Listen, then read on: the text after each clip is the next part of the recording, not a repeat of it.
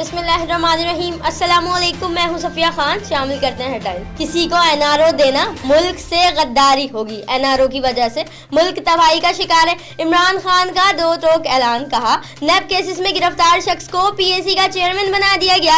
अब किसी करप्ट को रिहाई नहीं मिलेगी। 10 साल में पाकिस्तान का कर्जा 30,000 अरब तक पहुँच गया। तारीखी खजाने की कीमत आवाम अदा कर रही है। मुल्क को तबाह करने वाले पूछते हैं, 5 माह में हुकूमत ने कुछ नहीं किया। सिर्फ सिंध नहीं, पूरे पाकिस्तान के मसाइल पर जंगे 18वीं तरमीम पर डाका डालने की कोशिश की जा रही है। आसिफ अली जरदारी का टंडो जाम में खिताब। बोले, इदारे कमीशन के लिए वफाक में लिए जा रहे हैं। पाकिस्तान हमारे बुजुर्गों ने बनाया, अब कोई बांग्लादेश नहीं बनने देंगे। अलीमा बाजी को मदरफ एनआरओ मिल चुका है। मुस्लिम लीग नून की तर्जुमान मरियम औरंगजेब कहती हैं, नैब इमरान खान और जहांगीर तरीन को गिरफ्तार क्यों नहीं करती।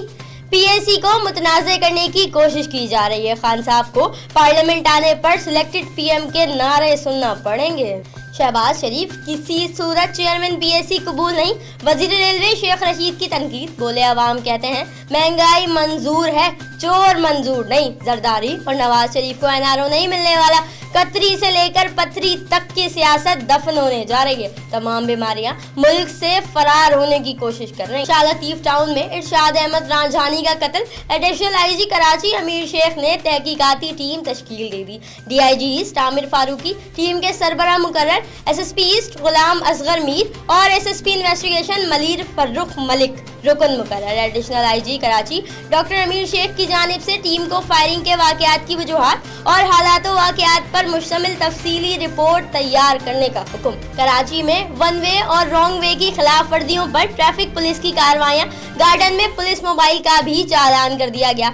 मोबाइल सरकारी अफसर के प्रोटोकॉल में शामिल थी। कराची में एक ही दिन में वन वे और रॉन्ग वे पर 197 ड्राइवरों को गिरफ्तार किया गया। बिन कासिम फिपरी में मस्जिद के मौलवी की कमसुन बच्चे के साथ ज्यादती की कोशिश। पुलिस ने मुलजिम को गिरफ्तार कर लिया। मस्जिद से 2 बच्चों की वापसी पर वालिदैन परेशान हुए।